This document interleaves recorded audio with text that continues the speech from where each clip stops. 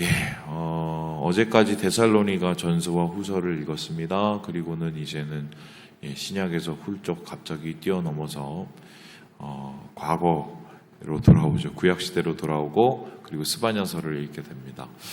뭐 왜 이런 배치를 했을까? 뭐 여러 가지로 여러분들 궁금해하실 수도 있겠지만 제가 봤을 때는 좀 스바냐서하고 데살로니가 전서 후서에 공통점이 있기 때문이다. 그게 뭐냐? 다름 아니라 이제 주님의 날, 예수님의 재림을 데살로니가 후서 전서에서 얘기했다면 스바냐서에서는 하나님의 날, 하나님의 심판과 구원의 날, 회복의 날을 이야기하고 있다는 것입니다. 그래서 이 두 가지는 바로 마지막 때 그리고 주님의 오시는 그때를 모두가 상정하고 있기 때문에 이렇게 같이 읽으려고 일부러 이렇게 배치해 놓은 것 같습니다. 자, 그렇다면 스바냐는 어떻게 마지막 날을 이야기하고 있을까요? 여기에는 두 가지의 이미지를 사용하고 있는데요.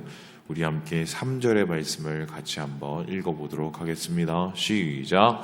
내가 사람과 짐승을 진멸하고 공중의 새와 바다의 고기와 거치게 하는 것과 악인들을 아울러 진멸할 것이라. 내가 사람을 땅 위에서 멸절하리라. 나 여호와의 말이니라. 여기에서 보면은 사람, 짐승, 새, 바다의 고기, 거치게 하는 것 이렇게 얘기가 나왔습니다. 이것을 보면은 여러분 성경을 쭉 읽었던 분이면은 떠오르는 이미지가 있습니다. 이거는 어떤 것이냐? 창세기에 나오는 하나님이 세상을 창조하는 것의 반대예요. 제일 마지막에 사람을 만들고 그 다음 이제 전에 우리가 보는 뭐 짐승, 새, 고기 이런 거 만들었지 않습니까? 지금 이거는 이제 반대로 하나씩 하나님께서 창조하셨던 것을 반대로 하나씩 이제는 파괴하고 무너뜨리고 있는 장면이 봅니다. 그렇다면은 하나님의 날에 이루어진 진멸과 심판이라는 것은 창조를 거두시는 날이다. 그만큼 하나님의 진노가 굉장히 크다는 의미를 뜻하겠죠. 그리고는 여기에 또 흥미로운 또 이미지가 하나 겹치는데요. 우리 함께 9절의 말씀을 같이 한번 읽어보도록 하겠습니다. 시작! 그날의 문턱을 뛰어넘어서 허악과 거짓을 자기 주인의 집에 치운 자들을 내가 벌하리라. 여기에서 또 보신 분들은 다 한 가지 떠오르는 이미지가 있을 겁니다. 문턱을 뛰어넘어서. 이게 어떨 때 나타나는 거죠? 여러분 6월절을 한번 생각을 해봅시다. 6월 뭐죠? 넘어다. 담을 이렇게 넘어가는 거죠. 왜 넘어갔습니까? 그 당시에 바로가 너무 말을 안 들으니까 하나님께서 이스라엘 백성을 보내시기 위해서 출애굽시키기 위해서 특단의 조치, 마지막 조치를 취하시죠. 그 10가지 재앙 중에 여러분 아시는 소위 말해서 장자를 모두 다 이집트에서 장자를 모두 다 죽이는 그 재앙이 나타납니다. 그런데 흥미로운 것은 그것은 이스라엘 백성을 지키기 위해서 그러한 재앙을 주셨잖아요. 그런데 오늘 여기 우리가 보는 이 말씀에는 이스라엘 백성이 그 재앙의 대상이 돼버리고 맙니다. 창조도 뒤집히고 6월절과 출애굽에 감사할 일들도 완전히 뒤집혀버리고 이제는 그만큼의 하나님의 진노와 재앙이 이스라엘 백성들 가운데 혹은 그 주위에 있는 나라들 가운데 나타나고 있다. 도대체 어떻게 이런 일이 일어나고 왜 이런 일이 일어났을까요? 여기에 대해서 우리가 살펴볼 수 있는 몇 가지의 이야기가 있는데요. 우리 함께 5절의 말씀을 같이 한번 읽어보도록 하겠습니다. 시작! 또 지붕에서 하늘의 묵별에게 경배하는 자들과 경배하며 여호와께 맹세하면서 말감을 가리켜 맹세하는 자들과 이제는 뭐 신을 수입하다가 별걸 다 수입을 합니다. 하나씩 좀 따져볼까요? 4절을 봤더니 모든 주민들 위에 남아있는 바알이라고 이야기를 하고 있습니다. 바알 아시죠? 바알이라는 것은 이것도 수입을 해왔는데 어디서 수입을 해왔느냐? 지금의 레바논에 해당되는 두로에서 수입해온 신입니다. 이 신은 사실은 폭풍의 신이고 이 해양 민족의 신이라고 할 수가 있습니다. 왜냐하면 배 탈 때 폭풍은 되게 무섭잖아요. 그 신이 이제는 이스라엘의 주신으로 이렇게 변해버리게 되죠. 또 보니까 그마림이라는 것이 또 등장을 합니다. 오죽했으면 이 바알과 그마림을 섬기는 제사장들도 많았죠. 여러분 아시는 것처럼 엘리야가 영적 전쟁을 싸울 때 850명하고 그 제사장들 850명하고 싸우지 않습니까? 그때 이스라엘 백성에게 엘리야와 함께 여호와 하나님을 지키며 싸울 사람들은 그 자리에는 없었습니다. 엘리야 혼자였죠. 그만큼 이스라엘 전역에 이 바알과 또한 수많은 가짜 제사장들이 넘쳤다는 것을 알 수 있는 예다. 뿐만 아니라 이 5절을 보니까요. 하늘의 무별에게 경배한다라고 얘기합니다. 왜 별에게 경배하느냐? 뭐 이거는 점성술사 뭐 생각할 수도 있겠고 또 여러 가지로 또 뭐 고민할 수 있겠지만 사실 이때는요. 바벨론에서 섬기던 신들입니다. 그러니까 바벨론 신들까지는 이제는 같이 이제 다 짬뽕으로 섬기고 거기에서 끝나는 게 아니라 여기 보니까 말감을 섬기고 있다. 이 말감이 뭘까? 밀곰 여러분 혹시 기억나나요? 잘 기억이 안 나시나요? 몰렉 혹시 기억나나요? 이것은 이제 암몬이나 모압 족속이 섬기던 신입니다. 이게 아주 지독한 게 뭐냐면 인신제사. 그러니까 자기 애를 갖다가 태워서 죽였어요. 예, 실제로요. 왜? 비가 안 온다고요. 지금 강릉에 비가 엄청 안 오지 않습니까? 근데 좀 강릉시장 이상해요. 왜 이상하냐면 여러분 아시는지 모르겠지만 비가 오면은 물이 있으면 여기저기 다 끌어 써야 될 거 아닙니까? 그런데 그 강릉에서 산 넘어 있으면 평창인가요? 거기에서 담수를 이렇게 담아 놓은 게 있는데 그게 제가 알기로는 뭐 10개월을 쓸 수 있는 물이 있다면서요. 근데 그거를 안 받겠다고. 그래서 왜 안 받느냐고 물어봤더니 수질이 안 좋다고. 그래서 정부에서 수질이 진짜 안 좋은지를 검사를 하러 갔지 않습니까? 그랬더니 1급수가 나왔죠. 도대체 이게 어떻게 된 건지 했더니 그 이유가 또 무슨 시 당국에서 얻어야 될 또 수익하고 연결이 되더만요. 하여튼 그런데 그것도 웃긴데 더 웃긴 게 뭐냐면 여러분 아시는지 모르겠지만 전국에서 제일 유명한 무당들을 잔뜩 모아갖고요. 강릉에서 뭘 했을까요? 기우제를 했습니다. 얼마 전에. 그거 다 무슨 돈으로 했을까요? 세금으로 했습니다. 참, 똑같죠. 지금 몰래 또 그렇게 섬긴 거죠. 그런데 여기에서 끝나는 게 아니에요. 보면은 그럼 이렇게 바벨론 신 또 이렇게 옆에 있는 또 암몬 신, 모압 신, 또 위에 있는 두로 신 이런 거 다 끌어다가 섬기고 있으면 하나님은 섬겼을까요? 안 섬겼을까요? 안 섬겼을 것 같죠. 그러면은 그래 좀 이렇게 일관성이라도 있는데 5절을 다시 볼까요? 경배하며 그리고 그 다음에 뭐라냐면 여호와께 뭐라고 그럽니까? 맹세하면서 섬겼어요? 안 섬겼어요? 섬겼어요. 그러니까 왜 이랬을까 한번 생각해보면 이런 겁니다. 뭐라도 하나 걸려라 이런 거죠. 저쪽 신이 걸리든 이쪽 신이 걸리든 아니면 우리 조상부터 쭉 섬기던 그 신이 걸리든 뭐라도 하나 걸려라.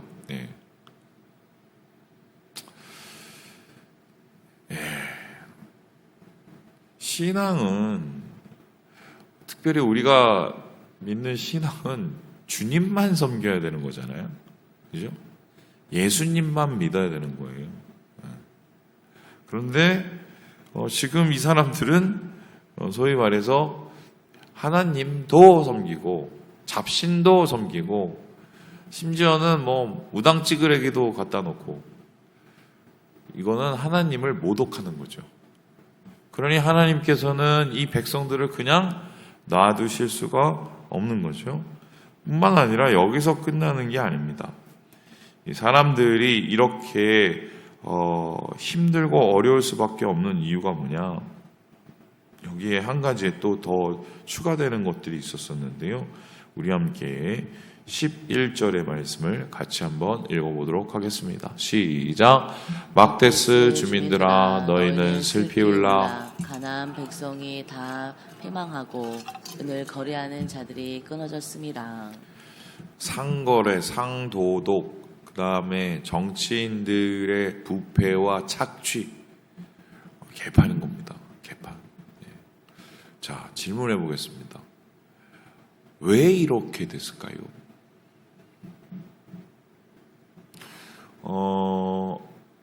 신기하게 종교적 타락은 성경을 보면 반드시 도덕적 타락, 윤리적 타락을 동반합니다. 왜 이럴까요? 오늘날도 그럼 그럴까요? 예. 제가 옛날 재밌는지 모르겠지만 제 얘기를 하나 해드릴까요? 제가 옛날에 그 탑골공원에 한번 갔던 적이 있어요. 청년 때. 뭐 왜 들어갔는지 기억이 안 나는데 그때 미팅을 했는지 뭔지 하여튼 갔어요. 가갖고 이제 그 한 자매하고 이제 가서 거기서 둘러보고 있는데 그 당시만 해도 어르신들이 그렇게 많지는 않았거든요. 근데 뭐 거기 보면은 뭐 원각사지 무슨 탑인가 옛날에 거기 그게 있었거든요. 그래서 이제 저게 뭐지 하고 이제 보고 앉았는데 갑자기 그 탑을 보면서 어떤 사람이 저 탑에 대해서 혹시 아시나요? 이렇게 얘기하더라고요. 그래서 모르는데요. 그랬더니 설명을 해주시겠대요. 그래서 또 이분은 또 그 박물관처럼 이렇게 그런데 조예가 깊으시구나. 우리나라 문화재에 이렇게 생각을 하고 설명을 들었는데 저거는 뭐 불상이고 뭐 어쩌고 막 하는데 미륵 뿌리고 마지막 그림을 이렇게 하나 힌트내 저게 뭔지 아세요? 그래서 잘 모르겠는데요. 그랬더니 저건 다시 오실 뭐라고 막 얘기를 하면서 혹시 더 관심 있으면 저하고 같이 얘기 좀 해보자고. 그래서 전 또 얘기하는 거를 그런 얘기 또 재밌어요. 궁금한 건 못 참아서 또 갔습니다. 갔더니 무슨 센터 같은 데를 들어가는데 거기에 이제 사람들이 이렇게 있고 테이블들이 있는데 한 테이블에 저를 이렇게 앉히면서 얘기를 하더라고요. 그러면서 저보고 기력이 좋대요. 그래서 무슨 기력이 좋냐고 제가 이렇게 비실비실다. 그때만 해도 제가 몸무게가 50 몇 킬로, 뭐 60 몇 킬로 그럴 때였어요. 지금의 딱 반이었습니다. 믿으실란가 모르겠지만. 그러더니 뭐 조상으로부터 받은 뭐 그게 있다고 뭐 그러더니 갑자기 또 하는 말. 그런데 뭐가 눈에 하나가 머리에 뭐가 보인대요. 근데 그거를 제거를 해야 된다. 그래서 제거를 어떻게 하냐고 그랬더니 갑자기 설명을 쫙 해주는데 제사를 지내는데요. 근데 그 제사를 지내는 게 이게 점수별로 있어요. 그래서 돈을 얼마 내느냐에 따라서 이 제사 저 제사 그게 돈 얼마 내는 게 뭐냐면 그 상에 뭘 차리느냐에 따라서 정해지더만요. 그래서 딱 보니까 나중에 알았는데 그게 뭔지 혹시 아십니까? 대순실이었어요. 그래서 제가 재밌어서 장난을 쳤죠. 그때 좀 짓궂었죠. 그래서 아니 그러면은 이렇게 하면 진짜 이게 다 해결이 되냐고. 그래서 다 해결이 되고 길이 뻥뻥 다 뚫린대요. 그래서 아니 그러면 돈 100만 원, 200만 원, 300만 원에 다 해결되면 다 이걸 하지 왜 이걸 안 하겠냐고. 그랬더니 몰라서 안 하고 자기들이 그래서 그거를 널리 퍼뜨리고 있대요. 그래서 제가 뭐라고 그랬냐면 그러면은 당신은 왜 그렇게 다 잘 됐고 돈을 많이 썼는데 여기서 이러고 있냐고 제가 물어봤어요. 그랬더니 다 때가 있는 거래요. 그래서 제가 어이가 없어서 그때 그랬습니다. 뭐라 하냐면 그 좋다. 당신들의 그 종교성이나 또 열심도 내가 그래 뭐 박수를 보내겠는데 그럼 니네들은 도대체 윤리는 도대체 뭐냐? 종교라는 거는 고등 종교가 그리고 좋은 종교일수록 그 종교에 해당되는 삶의 태도를 가리키거든요. 니는 윤리가 뭐냐? 뭐 어떻게 단순히 이렇게 뭐 제사 지내고 조상한테 잘하고 아니면은 주문내고 그게 다야? 너희도 뭐 어떻게 살라고 윤리가 있을 거 아니냐? 그렇게 제가 질문해 봤습니다. 그랬더니 어떻게 됐을까요? 대답을 못 하던데요. 그게 그렇습니다. 잡신의 공통적인 특징이 뭐냐? 이 사람들은 목적은 그냥 자기가 잘 먹고 잘 사는. 그래 놓으니 말 그대로 어떻게 사느냐에 대한 고민이 1도 없어요. 어떻게 사느냐에 대한 고민은 우리가 어떠한 윤리와 어떤 도덕을 가지고 사느냐하고 연결이 되거든요. 그런데 지금 보세요. 나와 있는 바알, 금아림, 별, 혹은 말감, 이것을 섬기는 모든 목적은 비가 내려라, 우리 땅이 번영하게, 내가 잘 살게, 내 자식 잘 되게, 이거밖에 없어요. 그러면은 이러한 종교, 이러한 잡신을 믿는 사람의 공통점은 뭐냐면 삶 속에서 남이야 어떻게 되든 나만 잘 되면 땡이에요. 그러니 저울 속이고 소위 말해서 막하고 힘이 전부인 그런 세상을 살죠. 이런 세상의 끝이 뭐겠습니까? 파멸이죠. 왜냐하면은 주먹이 곧 신이기 때문에 그래요. 하나님께서 왜 이런 세상을 벌하실 수밖에 없느냐? 주님이 그러라고 세상을 만들고 그러라고 사람을 만든 게 아니기 때문입니다. 그러라고 이스라엘 백성들을 출애굽시킨 것도 아니고 여기 가나안에 이끌어 놓은 것도 아니기 때문입니다. 하나님이 원하시는 것은 단순히 야, 니네 적과 꿀이 흐르는 땅에 가갖고 잘 먹고 잘 살아. 그게 내가 원하는 거야. 이게 아니었단 말이에요. 하나님 원하시는 건 이스라엘 백성을 제사장 나라로 세우는 거란 말이죠. 그 제사장 나라는 단순히 예배에 그치는 게 아니에요. 이스라엘 백성을 통해서 다른 사람들, 다른 민족들도 복받게 만드는 거예요. 그 복은 뭡니까? 바로 하나님을 알고 하나님처럼 살게 만드는 거예요. 그렇다면 그 이야기는 바로 우리에게도 적용이 됩니다. 제가 충격적으로 얘기 하나 해드리죠. 저는 한국교회가 망해야 된다고 생각하는 사람 중에 한 명입니다. 이딴 식의 잘못된 신앙의 뿌리를 들고 잘못된 목사들을 계속 만드는 한국교회는 문제가 너무 많아요. 그런 교회는 이제 좀 문을 닫아야 돼요. 하나님이 단지 잘 먹고 잘 살고 니네들만 잘 되고 주위 사람들이 어떻든 그냥 내버려 두고 그렇게 교회를 만들었다면 존재 이유가 없어요. 우리는 그렇게 목사들을 세웠으면 그만두셔야 돼요. 오늘 하나님께서 이스라엘 백성들에게 그 얘기를 하고 있는 거예요. 내가 너희들을 아주 끝장을 내겠어, 이 소리가 아니라 제대로 하라는 겁니다. 제대로. 말씀을 마칩니다. 사랑하는 여러분, 우리가 누군지를 다시 한번 고민해 봤으면 좋겠습니다. 하나님이 여러분을 왕 같은 제사장으로 세우시고 세상의 빛과 소금된 존재로 만드셨습니다. 그렇게 우리에게 기대하고 계세요. 오늘 하루를 그 마음으로 살아가시고 주님의 영광된 모습과 자리를 지켜내시는 우리 모든 형제 자매들 되시길 주님의 이름으로 축원합니다.